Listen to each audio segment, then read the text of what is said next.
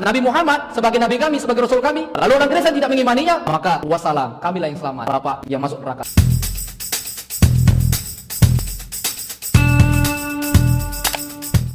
Shalom, salam hikmat tetap jadi berkat. Bagaimana kabar teman-teman sekalian? Saya berharap kabar teman-teman baik semuanya. Dalam kesempatan kali ini teman-teman, kita kembali akan membahas dalam seri yang kedua mengenai kesalahpahaman dari Ustadz Khalifah Sinaga. Dalam hal ini, sudut pandangnya mengenai Alkitab. Saya tidak ada masalah, tidak ada urusan dengan teman-teman yang Islam yang lain, karena saya juga punya banyak teman yang Muslim, bahkan Ustadz sekalipun, sungguh menjadi contoh dan teladan, tidak saling menjelekkan satu dengan yang lain. Namun dalam hal ini, mengapa saya harus meluruskan? Karena ini dipandang dari perspektif Al-Quran. Kita memandang Al-Quran dari perspektif Kristen, saya tidak terima. Begitu juga sebaliknya, memandang perspektif Alkitab dengan perspektif Quran, maka tidak akan pernah ketemu. Maka saya akan menjelaskan bagaimana perspektif Alkitab. Mari kita cek videonya bersama-sama. Dan memang Yesus bukan Tuhan, dia Nabi, dia Rasulullah. Lalu kenapa dia anggap sebagai Tuhan? Mengapa kita menjadikan dia Tuhan? Atau kenapa kita menganggap dia Tuhan? Saya rasa ini bukan sudut pandang kekristenan. Dalam kekristenan, kita tidak pernah menganggap Yesus Tuhan. Karena dari sananya memang dia adalah Tuhan. Dia dari sananya memang adalah Allah. Oleh karena kita tahu dalam perjanjian lama, Allah kita sebagai orang percaya adalah Allah yang selalu menyatakan diri. Allah bisa jadi apa saja, tetapi dia tidak jadi-jadian. Dan dalam Yesus Kristus, dia menyatakan diri, firman yang ada bersama-sama dengan dia. Yohanes 1 ayat 1 berkata, pada mulanya adalah firman, firman itu bersama-sama dengan Allah, dan firman itu adalah Allah. Ayat 14 dikatakan, dan firman telah menjadi manusia.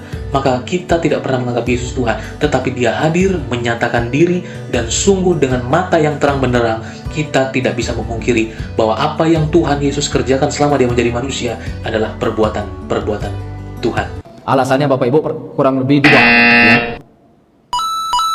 Yang paling menonjol dua. Pertama, karena Yesus ya banyak melakukan mukjizat. Dia bisa menghidupkan orang mati, Pak. Orang buta bisa disembuhkan, ya kan?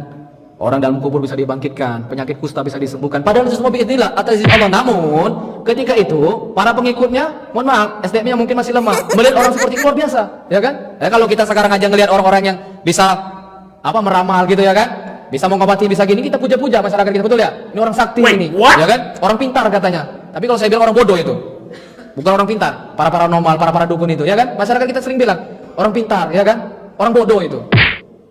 Ngelihat seperti ini pengikut Nabi Isa, ya Yesus, ya kan? Ini orang luar biasa, maka dianggap sebagai Tuhan. Oke, dalam kesempatan ini sekali lagi saya melihat Khalifah Sinaga mengungkapkan sebuah ungkapan yang sesuai dengan hawa nafsunya sendiri. Padahal pada kenyataannya tidak demikian. Sangat saya sayangkan bahwa bagaimana mungkin menyamakan mujizat dengan dukun pada hari-hari ini.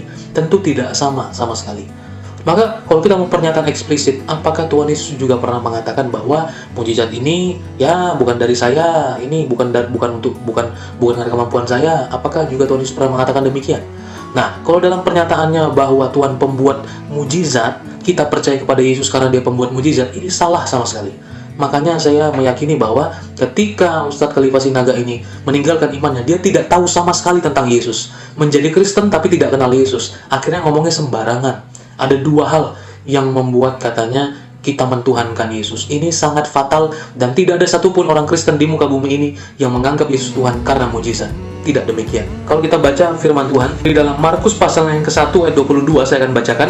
Mereka takjub mendengar pengajarannya, sebab ia mengajar mereka seperti orang yang berkuasa, tidak seperti ahli-ahli Taurat. Ini dalam konteks ayat 21, mereka tiba di Kapernaum, setelah hari Sabat mulai, Yesus segera masuk ke dalam rumah ibadat dan mengajar. Yesus masuk bukan di tempat pasar, bukan di tempat kerumunan orang yang tidak berpendidikan, tetapi di Kapernaum, di rumah ibadah, tempat ibadah. Semua orang akademisi, orang pintar mungkin juga ada di sana. Tidak semua orang SDM-nya rendah. Apalagi kalau Anda membandingkan dalam masyarakat Indonesia dan masyarakat Yahudi pada saat itu, tentu jauh sekali. Pemikiran Anda saya tidak mengerti mengapa bisa membandingkan yang di sana menganggap Tuhan atau mengeluh-elukan Yesus dan Anda menyamakannya sebagai dukun pada masa kini. Apakah Anda tidak percaya mujizat? Kekristenan percaya mujizat itu dari Tuhan. Maka semua orang takjub karena tidak ada pernah manusia melakukan itu. Bahkan zaman sesudah dan sebelum Yesus tidak ada yang pernah seperti Yesus. Terus Yesus atau Nabi Isa lahir sangat dahsyat katanya. Kenapa? Karena dia punya ibu tanpa bapak, Pak. Hanya saja orang Kristen nggak konsisten Bapak Ibu. Kalau alasannya cuma itu, ya kan? Mohon maaf. Sekarang banyak juga anak lahir tanpa bapak. Betul Bapak Ibu.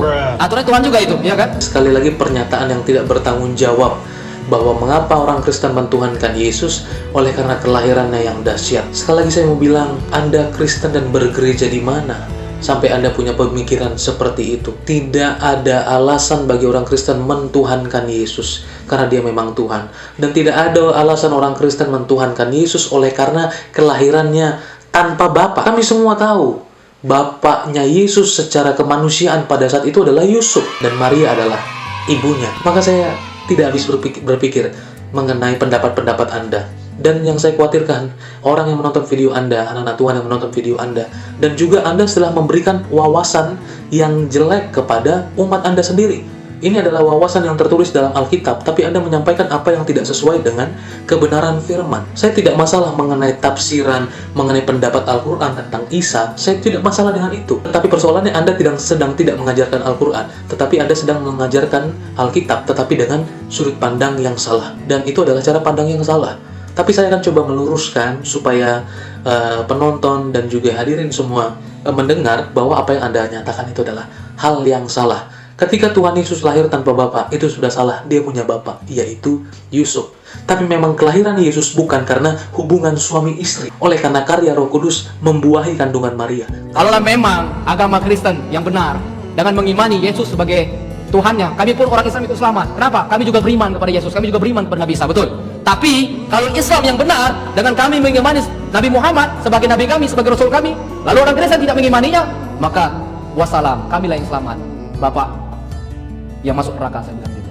Sekali lagi saya mendapatkan kesalahan yang keempat, bahwa bagaimana kami mengimani seorang nabi. Teman-teman yang kasih nama Tuhan Yesus Kristus, ini adalah kata dari agama Islam. Di dalam kekristenan kami tidak pernah beriman kepada nabi. Sekali lagi, kami tidak pernah beriman kepada nabi, kepada rasul. Kami tidak beriman, kami percaya. Sedangkan dalam kekristenan, beriman itu hanya ditempatkan untuk Tuhan. Maka kalau teman-teman baca di dalam Yohanes 14 ayat 1 dan 2, jangan gelisah hatimu, percaya kepada Allah, percaya jugalah kepadaku. Kata dasar yang dipakai pada kata percaya itu adalah pistos. Itu akar katanya. Artinya beriman penuh, percaya kepada Tuhan Allah. Apakah sungguh teman-teman yang Islam pun beriman kepada Yesus sedemikian rupa? Di sini kita melihat Yesus bilang percaya kepada Allah dengan kata pistos. Percaya kepadaku juga dengan kata yang sama. Bagaimana dia menyuruh manusia percaya kepada dia seperti dia percaya kepada Tuhan? Tentu ini kadarnya berbeda. Tapi Yesus berkata bahwa jangan gelisah hatimu, percaya kepada Allah, percaya juga kepadaku. Dia menuntut kepercayaan sama seperti Bapaknya. Maka di sini kita melihat apakah teman-teman Muslim percaya sesuai dengan apa yang dikatakan Khalifah Sinaga ini. Saya rasa dia tidak paham apakah sama kami mengimani Yesus sebagai Tuhan dengan Anda mengimani Yesus? Tentu tidak. Anda katanya mengimani dia sebagai nabi, itu urusan Anda. Tapi kami tidak pernah mengimani nabi-nabi sebelumnya. Kami percaya eksistensinya, perbuatannya, penyertaan Allah.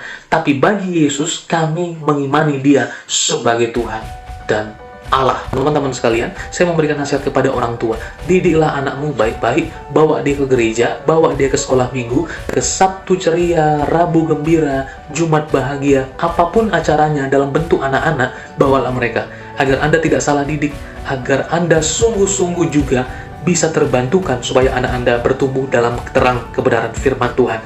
Jangan jadikan kesibukan Anda sehingga anak Anda menjadi korban, tidak paham tentang Tuhan. Tapi tuntunlah, pimpinlah, binalah mereka supaya iman mereka kuat di dalam Yesus Kristus Tuhan Allah. God bless you, tetap jadi berkat dan tetap berhikmat.